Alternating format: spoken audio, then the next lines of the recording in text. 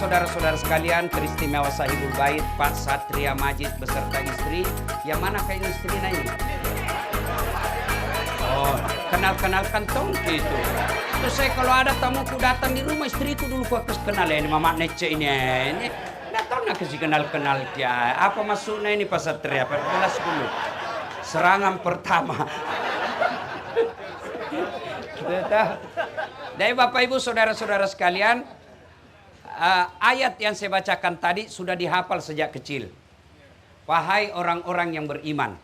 Allah tidak mengatakan, ya ayuhan nas, wahai manusia. Yang Allah panggil hanya orang beriman. Kenapa? Karena perintah yang dilakukan ini hanya mampu dilakukan orang beriman. Bapak Ibu, siapa yang tahu kalau Bapak masuk kamar, makan pisang goreng, atau minum teh botol, ya, siapa yang tahu? Tidak ada yang lihat. Baru keluar lagi ada cipuruku. Padahal 2 mangkok tadi nambah. Siapa yang tahu? Tidak ada yang tahu. Maka puasa ini hanya orang beriman yang mampu lakukan. Tanpa iman, dia lapar dan dahaga tidak mendapat apa-apa. Ada yang puasa begitu. Dia hanya lapar dahaga, tidak dapat apa-apa kecuali lapar dahaga. Maka orang yang puasanya iman, insya Allah ada balasannya. Maka Allah katakan, wahai orang-orang yang beriman. Apa nak panggilkan ki? Diwajibkan. Wajib. Wajib itu dari kecil kita tahu. Lakukan pahala, tidak lakukan dosa. Nah puasa berarti wajib. Ada boleh tidak puasa? Ada. Tidak dosa. Siapa? 1, belum balik. Ini kata ngasing ini di depanku. Kalau ada merasa belum pernah mimpi basah. Boleh Bapak tidak puasa? Bapak belum balik.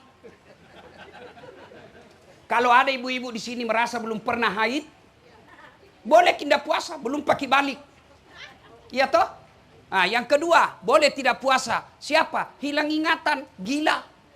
Tidak mungkin datang di undangan ini kalau gila ki.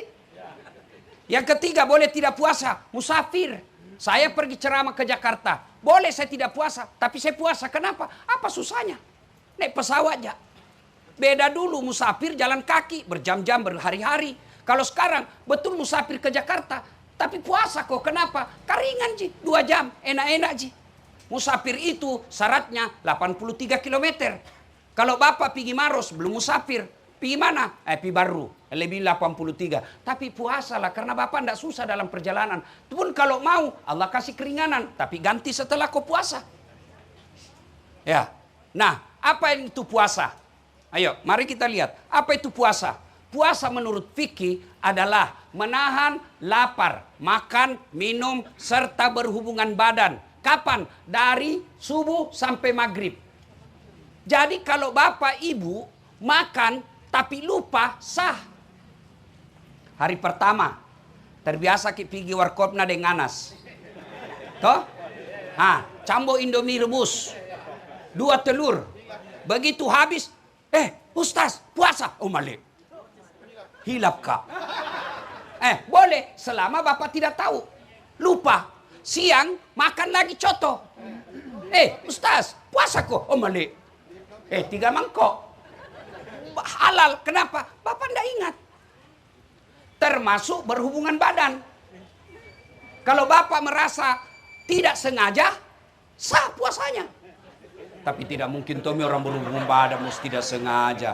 Mana Parman, masa buka baju tidak sengaja? Tidak mungkin Tommy buka baju tidak sengaja. Balik-balik mangko itu. Iya toh? Tapi kalau dianggap lupa, hilap, tidak ingat, tidak ada hukum baginya, tetap sah. Nah, cuma Bapak Ibu, kalau puasa hanya menahan makan, minum, dan tidak berhubungan badan, kalau itu saja definisi puasata, maka tidak ada bedanya kita sama binatang. Ada enggak binatang yang puasa? Ada binatang puasa? Enggak makan, enggak minum, enggak berhubungan badan. Ada? Ada. Apa? 1, ular. Ular itu puasa. Kapan? Ketika dia ganti kulit. Enggak makan itu, enggak minum, enggak berhubungan badan. Cuma anehnya, sialnya, celakanya, ular setelah puasa kembali lagi menjadi ular. Aku masih seperti yang dulu. Anda ada perubahan. Jadi kalau ada orang sebelum puasa tukang tipu, sebelum puasa pakai kepala talang, Masuk Ramadan, deh pakai gamis terus. Pakai peci, pakai songko. Alim. Sudah Ramadan, ini pun bisa deh. Puasa ular. Ular kate. Ular sanca. Hah? Cewek. Kalau ada cowok suka kok, waktu Ramadan alim, keluar di Ramadan, ajak kau lagi pingin nonton berdua-duaan, ular berbisa. Jangan kau percaya. Duduk Pak Ketua. Kita lanjutkan atau kita dulu lagi ceramah? Lanjut pada sudah dapat SK, lanjutkan. Jadi itu yang pertama, kalau Bapak puasa tapi tidak ada perubahan setelah Ramadan, itulah yang Nabi katakan, tena nunggap apa-apa kecuali lapar dan dahaga. Binatang kedua yang puasa, apa? Ulat. Beda R dan T. Ulat itu puasa, kasih itu ulat daun, kasih itu daun. Nah makan semua itu. Serakah, mabuaja, balala. Hah? Serakah, itu ulat serakah Bu. Kasih dan makan semua itu daun-daun. Tidak ada dia sisa. Tapi setelah dia puasa, dia jadi kepompong. Tidak makan, tidak minum, tidak kawin. Tapi setelah itu, dia jadi apa? Kembali jadi ulat? Tidak. Dia jadi apa? Dia jadi apa? Jadi kupu-kupu. Setelah jadi kupu-kupu, ada perubahan yang tadinya semua daun dia makan, setelah jadi kupu-kupu. Tidak. Apa dia makan? Dia pilih yang manis. Apa dia makan? Sari pati bunga. Dia makan sari patinya itu bunga. Tapi dia tidak hancurkan itu bunga. Silakan kau jadi penambang, tapi jangan kau rusak lingkungan. Iya. Silakan kau jadi wali kota, tapi jangan kau salah gunakan jabatanmu. Silakan jadi anggota DPR, tapi jangan kau jadi tukang tipu. Itu maknanya itu. Dia ada perubahan. Bahasa modernnya transformasi. Ada perubahan. Yang tadinya ulat. Dia kepompong lalu jadi kupu-kupu. Ada kan lagunya itu.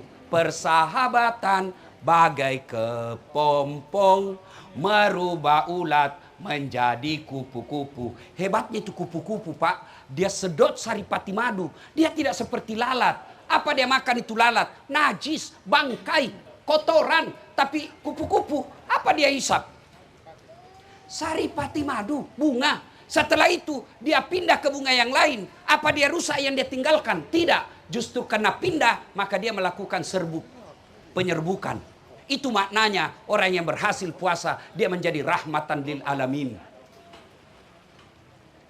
Itulah makna dari hadis Nabi, khairun nas anfa'uhum linnas. Sebaik-baik manusia di antara kalian yang paling banyak manfaatnya buat orang lain. Ada orang Pak, kita lihat hitam jidatnya gara-gara sholat 5 waktu. Senin Kamis bagus, 4 kali hatam Ramadan, tapi dalam komplek tidak ada yang senang. Kenapa? Semua orang benci dia karena kesombongannya. Semua orang benci dia karena apa? Karena dalam bertetangga, dia suka ganggu tetangganya. Pagarnya dia rugikan tetangganya. Gotnya dia rugikan tetangganya. Parkir mobilnya dia jengkelkan tetangganya. Sampahnya mengganggu tetangganya. Orang seperti ini meskipun hitam jidatmu rajin puasa, kamu bukan orang mulia di hadapan Allah. Ada orang sederhana puasanya Pak. Sederhana gajinya, tapi satu kompleks semua orang senang. Itulah orang yang namanya bertransformasi. Menjadi lebih baik. Mari menjadi lebih baik sesuai dengan kadar dan kemampuan kita. Saya berusaha menjadi lebih baik dengan cara apa? Saya ceramah. Bagaimana ilmu saya jadikan kebaikan buat orang lain. Sehingga saya dakwah. Kalau kau tidak bisa beriman, paling tidak saya kasih ketawa kau. Kita abe kita mau porang asing kate. Jadi wakil wali kota. Jadilah rahmatan lil alamin. Gimana caranya? Paling tidak kalau tidak menyebarkan rahmatan lil alamin, jangan menjadi sampah. Nah, itu yang disebut menjadi rahmat bagi seluruh alam.